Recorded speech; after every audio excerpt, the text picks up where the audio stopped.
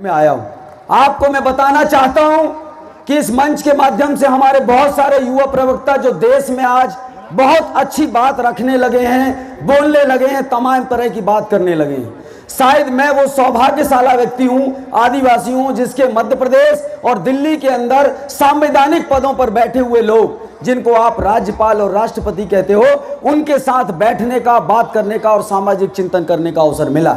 इसलिए मैं इस मंच पर आज ये बात कहना चाहता हूं। डॉक्टर आनंद राय जी बैठे हैं, अभी भलावी जी बोल रहे थे, उसके पहले ककोड़िया साहब बोले, साधना जी, तमाम एक दूसरे से हम यूट्यूब में जुड़े रहते हैं। आज जो मैं बात कहने जा रहा हूं, उस बात को बहुत गंभीरता से आप सुनिएगा।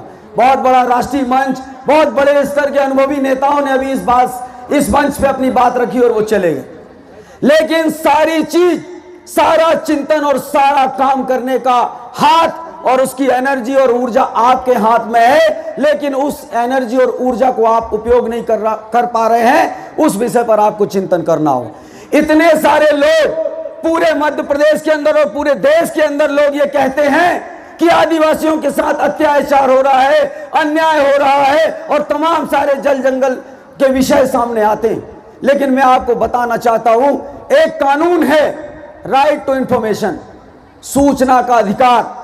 सारे पढ़े लिखे लोग इस मंच पर बैठे हैं और तमाम सारे युवा साथी बैठे हैं। उस सूचना के अधिकार का उपयोग करके अपने क्षेत्र के होने वाले उन शासकीय तौर पर जो आपके साथ किसी भी तरह का शोषण हो रहा है या किसी भी तरह का भ्रष्टाचार का आप शिकार हो रहे हैं, तो सूचना के अधिकार के माध्यम से वो जानकारी आप इकट्ठा करें और इकट्ठा करने के बाद बुद्धिजीवी मंच के साथ बैठ करके, बुद्धिजीवी लोगों के साथ बैठ करके जब आप उस विषय पर चिंतन और मनन करेंगे, तब बड़े बड़े संगठन, छोटे मोटे संगठन, सभी लोग मिलकर के उन आपके साथ होने वाले अत्याचार, अन्याय और जो आपके कॉन्स्टिट्यूशनल राइट्स हैं, जैसा कि जिस राइट्स की अभी अपन बात करते हैं कि आपकी जो फाइट है वो संवैधानिक राइट्स के लिए, तो वो राइट्स आपको मिले और आप उसके लिए फाइट्स कर पाओ, उसके लिए आपको दस्तावेजों की आवश्यकता पड़ेगी। ये मैं बताना चाहता हूं, बिगैर दस्तावेज के, बिगैर फाइलिंग के आप इस लड़ाई को नहीं जीत पाएंगे।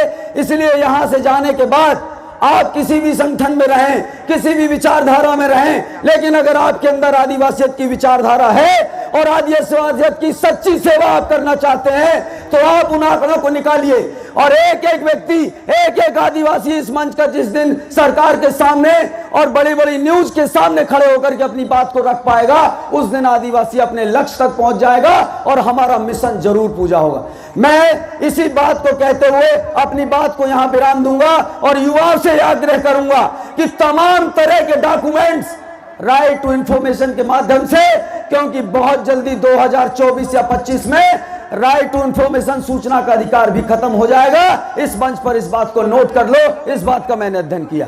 तो आप समय रहते उस डाटा को कलेक्ट करें और उस डाटा के साथ चिंतन करें, अपने गांव में बुजुर्गों के साथ, अनुभवी व्यक्तियों के साथ बैठ करके, और जब आप इस संवाद को करके आगे निकलेंगे, तब आदिवासी अपने सच्चे मिशन की ओर बढ़ पाएगा। मैं इन्हीं सब बातों के साथ अपनी बात को यही विराम देना चाहता हूं। जय बिरसा, जय गोंडवाना, जय सेवा, जय जोहार। धन्यवाद।